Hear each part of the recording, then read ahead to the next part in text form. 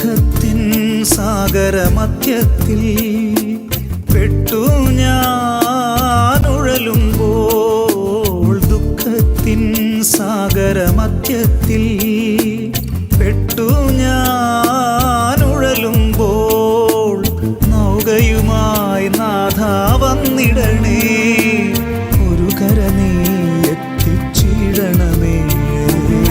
യേശുവേ യേശുവേ യേശുവേ യേശുവേ യേശുവേ കൃപയേകുകിൽ ഈ ജന്മം എത്ര ധന്യമാം. നിത്യസ്തുതിക്ക് ഏറ്റവും യോഗ്യമായ പരിശുദ്ധ പരമ ദിവ്യകാരുണ്യത്തിന് എന്നേരവും ആരാധനയും സ്തുതിയും പൂഴ്ചയും ഉണ്ടായിരിക്കട്ടെ. നിത്യസ്തുതിക്ക് ഏറ്റവും യോഗ്യമായ പരിശുദ്ധ പരമ ദിവ്യകാരുണ്യത്തിന് എന്നേരവും ആരാധനയും സ്തുതിയും പൂഴ്ചയും ഉണ്ടായിരിക്കട്ടെ. നിത്യസ്തുതിക്ക് ഏറ്റവും യോഗ്യമായ പരിശുദ്ധ പരമ ദിവ്യകാരുണ്യത്തിന് എന്നേരവും ആരാധനയും സ്തുതിയും പൂഴ്ചയും ഉണ്ടായിരിക്കട്ടെ. സ്നേഹമുള്ളവരെ, കൃപയുടെ സമയത്തിലേക്ക് നാം ഓരോരുത്തരും പ്രവേശിക്കുമ്പോൾ നല്ലവരായ ദൈവത്തിന് നമുക്ക് പ്രത്യേകം നന്ദി അർപ്പിക്കാം. പിതാവായ ദൈവം തൻ്റെ ഏകജാതനെ ഈ ലോകത്തിലേക്ക് അയച്ചതിന് ഓർത്ത് നമുക്ക് പ്രത്യേകം നന്ദി അർപ്പിക്കാം. നമ്മുടെ ഓരോരുത്തരെയും വീണ്ടെടുത്തതിന്, നമ്മളെ ഓരോരുത്തരെയും വഴി നടത്തുന്നതിന് കർത്താവിന് നന്ദി പറഞ്ഞുകൊണ്ട് വീണ്ടും അവിടുത്തെ കരുണ നമ്മുടെ ഓരോരുത്തരെയും ജീവിതത്തിലേക്ക് വർഷിക്കപ്പെടുന്നതിന് വേണ്ടി നമുക്ക് പ്രത്യേകം പ്രാർത്ഥിക്കാം. പ്രിയമുള്ളവരെ, ഇന്ന് ഈ കരുണയുടെ തിരുമണിക്കൂറിൽ മത്തായിയുടെ സുവിശേഷം 21-ാം അധ്യായം 1 മുതൽ 17 വരെയുള്ള തിരുവചനങ്ങൾ വായിച്ച് നമുക്ക് ധ്യാനിക്കാം. അവർ ജെറുസലേമിനെ സമീപിക്കവേ ഒലിവുമലയ്ക്കരികെയുള്ള ബെത്ഫഗയിലെത്തി.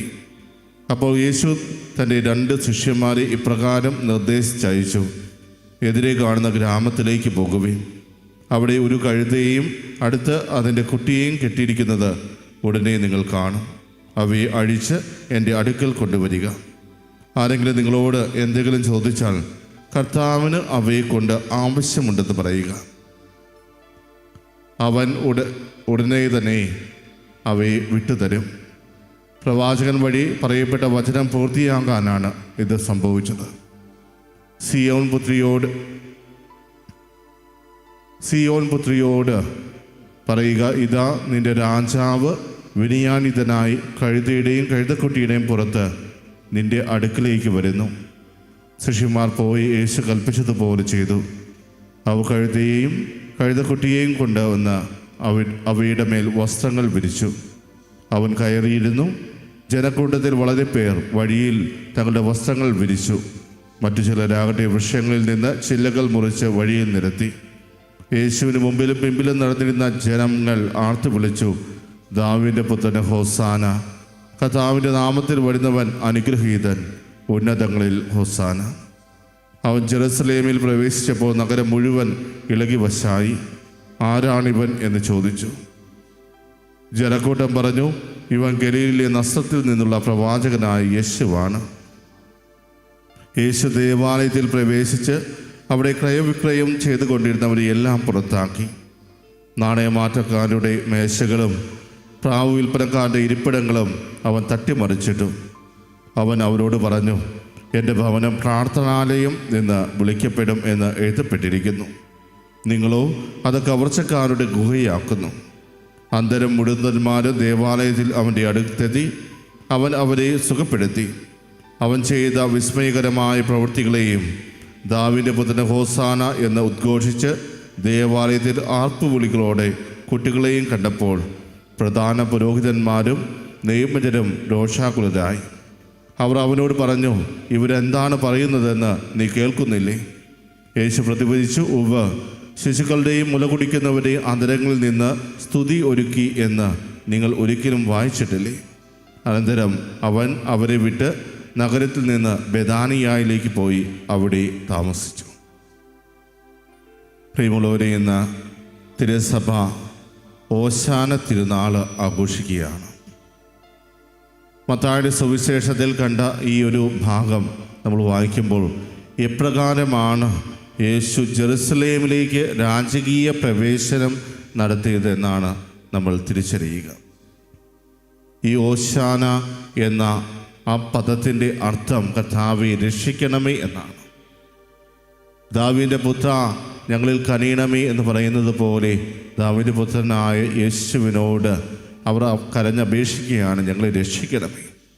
ദൈവത്തിന് മാത്രമാണ് ഞങ്ങളെ ഓരോരുത്തരെയും രക്ഷിക്കുവാൻ കഴിയുക എന്ന ബോധ്യത്തിൽ നിന്ന് ഉയരുന്ന ഒരു വിളിയാണ് ആ ഹോസാന എന്ന പദത്തിലൂടെ നമുക്ക് കാണുവാൻ സാധിക്കുക. ദൈവത്തെ ആത്മാർത്ഥതയോടെ ഹൃദയത്തിൻ്റെ നിറവിൽ നിന്ന് കർത്താവേ ഞങ്ങളെ രക്ഷിക്കണമേ എന്ന് വിളിച്ചപേക്ഷിച്ചാൽ തീർച്ചയായും ആ പ്രാർത്ഥനയുടെ ഉത്തരമായി അവൻ കടന്നു വരും എന്ന ഒരു ഓർമ്മപ്പെടുത്തലാണ് ഓശാന തിരുനാൾ നമുക്കായിട്ട് നൽകുക. ഇവിടെ കർത്താവ് എപ്രകാരമാണ് ഈ ഓശാനയ്ക്ക് വേണ്ടി ഒരുങ്ങുന്നത് എന്ന് നമുക്ക് അറിയാം. ബത്ഫഗ എന്ന ഒരു കൊച്ചു പട്ടണത്തിലേക്ക് യേശു എത്തിയപ്പോഴാണ് അടുത്തുള്ള ആ ഗ്രാമത്തിൽ ചെന്ന് നിങ്ങൾ ഒരു കഴുതയെയും കഴുതക്കുട്ടിയെയും അഴിച്ചുകൊണ്ട് വരിക എന്ന് പറയുന്നത്. ആരെങ്കിലും നിങ്ങളെ തടയുകയാണെങ്കിൽ, നിങ്ങൾ എന്തിനാണ് ഇങ്ങനെ ചെയ്യുന്നതെന്ന് ചോദിക്കുകയാണെങ്കിൽ നിങ്ങൾ പറയേണ്ട മറുപടി എന്താണെന്നും വളരെ കൃത്യതയോടുകൂടെ തൻ്റെ ശിഷ്യന്മാരെ യേശു അറിയിക്കുന്നുണ്ട്. കർത്താവിന് അവയെക്കൊണ്ട് ആവശ്യമുണ്ട് എന്ന് പറയുക. പ്രിയമുള്ളവരെ, തീർച്ചയായും നമുക്ക് എല്ലാവർക്കും ധൈര്യം പകരുന്ന ഒരു വചനമാണിത്. പലപ്പോഴും നമ്മുടെ ജീവിതത്തിൽ നമുക്കുണ്ടാകുന്ന ഒരു പരാതിയാണ്, എന്നെക്കൊണ്ട് ആർക്കും ആവശ്യമില്ല, എന്നെക്കൊണ്ട് ആർക്കും ഒരു ഉപകാരമില്ല, എന്നെ ആർക്കും വേണ്ട എന്നൊരു ചിന്ത പലപ്പോഴും നമ്മളെ വേദനിപ്പിക്കാറുണ്ട്, നമുക്ക് ഒത്തിരിയേറെ അസ്വസ്ഥതകൾ സൃഷ്ടിക്കാറുണ്ട്.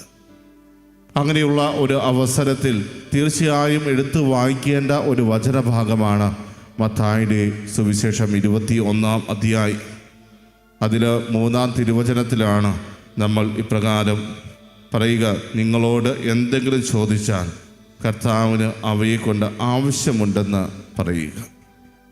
പ്രിയമുള്ളവരെ, ഒരു കഴുതയും കഴുതക്കുട്ടിയെയും ഇപ്രകാരമാണ് കർത്താവ് കരുതുന്നതെങ്കിൽ തീർച്ചയായും നമ്മുടെ കാര്യത്തിൽ അവന് എത്രമാത്രം താല്പര്യം കാണിക്കും. ഒരു കഴുതയും കഴുതക്കുട്ടിയെയും തനിക്ക് ആവശ്യമുണ്ടെന്ന് മറ്റുള്ളവരോട് പറയുക എന്ന് പറയുന്ന അതേ കർത്താവ് തീർച്ചയായും ഒത്തിരിയേറെ ആവേശത്തോടെ നമ്മളെക്കുറിച്ചും പറയും, എനിക്ക് അവനെക്കൊണ്ട് അല്ലെങ്കിൽ അവളെക്കൊണ്ട് ആവശ്യമുണ്ട്. നമ്മുടെ ആ പരാതി തീർച്ചയായും ദൈവം കേൾക്കും. നമ്മുടെ മനസ്സിലെ ആ നിരാശകൾ പൂർണ്ണമായും ദൈവം എടുത്തു മാറ്റും. ഉറച്ചു വിശ്വസിക്കുക, എന്നെക്കൊണ്ടും കർത്താവിന് ആവശ്യമുണ്ട്. ആ കഴുതയും കഴുതക്കുട്ടിയും കർത്താവ് ഏറ്റെടുത്ത് അതിൻ്റെ പുറത്ത് ആ ജെറുസലേമിലേക്ക് ഒരു നടത്തുന്ന ആ രാജകീയ പ്രവേശനം, അത് എത്രമാത്രം വിനയാനിതനായിട്ട് കർത്താവ് മാറുന്നു എന്ന് സൂചിപ്പിക്കുന്ന ഒന്നാണ്. സങ്കീർത്തനം 118-ലും ഇതുപോലെ ഒരു ഭാഗം നമ്മൾ കാണുന്നുണ്ട്.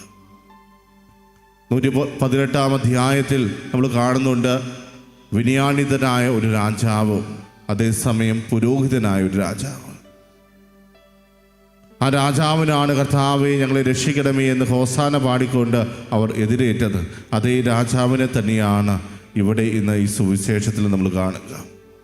ഹോസാന പാടി അവർ ദൈവത്തെ എതിരേൽക്കുന്നു.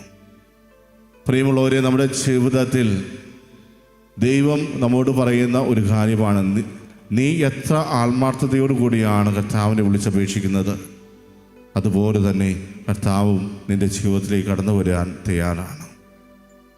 കർത്താവ് നമ്മളെ നോക്കിയും ഇപ്രകാരം പറയുന്നുണ്ട്, എനിക്ക് നിന്നെക്കൊണ്ട് ആവശ്യമുണ്ട്. നീ വെറുക്കപ്പെട്ടവനല്ല, നീ ഉപേക്ഷിക്കപ്പെട്ടവനല്ല, നീ നിരസിക്കപ്പെട്ടവനല്ല, മറിച്ച് നിന്നെ ആവശ്യമുള്ള ഒരു ദൈവം നിനക്കായിട്ട് കാത്തിരിക്കുന്നുണ്ട്.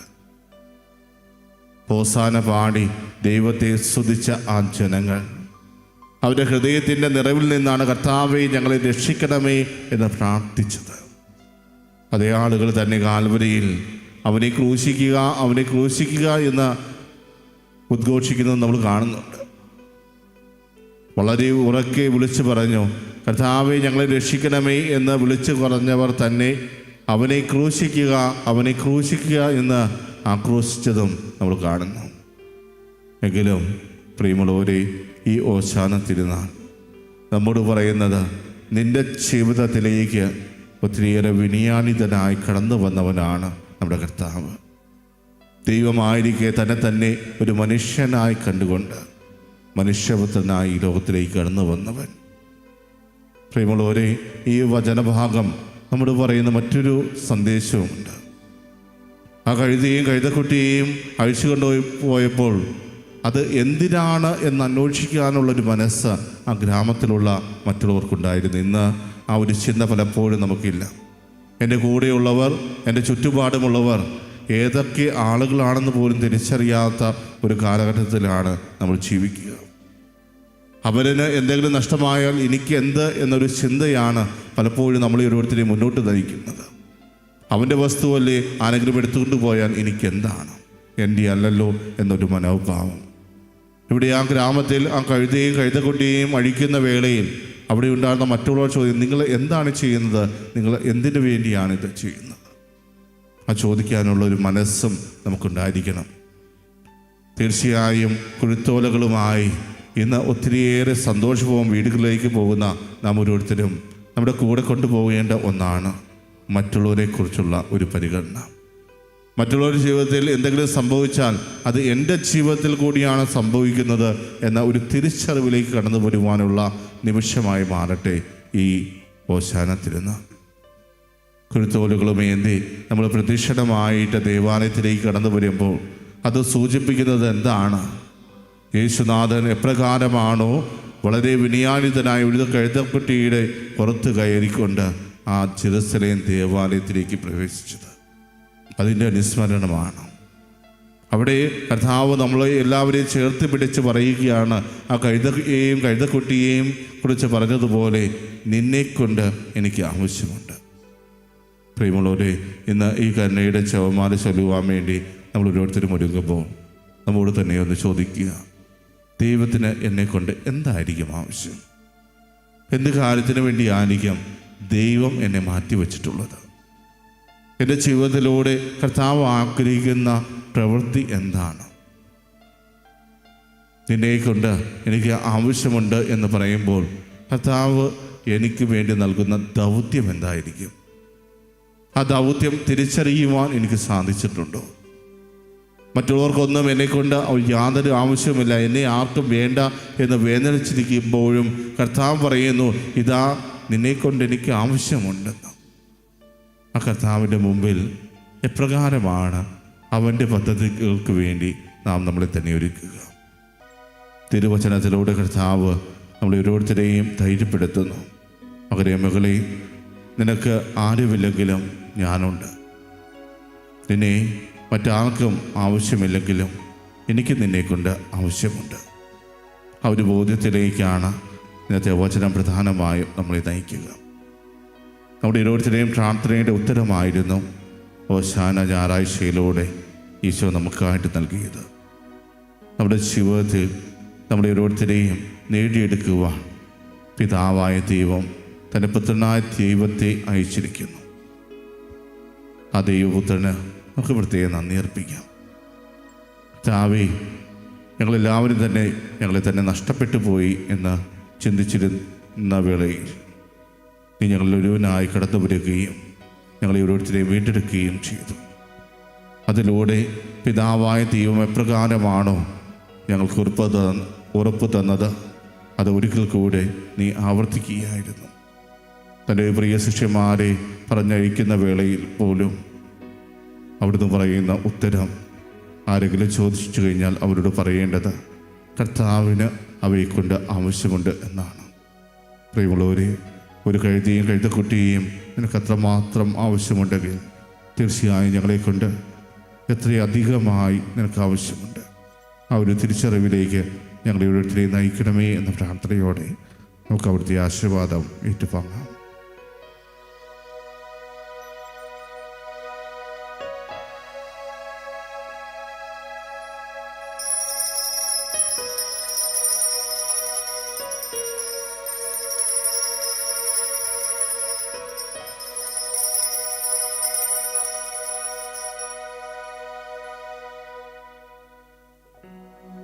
പരിശുദ്ധ പരമമാ ദിവ്യകാരുണ്യമേ,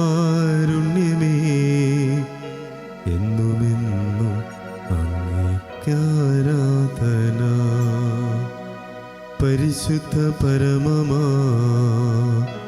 ദിവ്യകാരുണ്യമേ, എന്നുമെന്നും അങ്ങേക്കാരാധന. പരിശുദ്ധ പരമമാ ദിവ്യകാരുണ്യമേ, എന്നുമെന്നും അങ്ങേക്കാരാധന.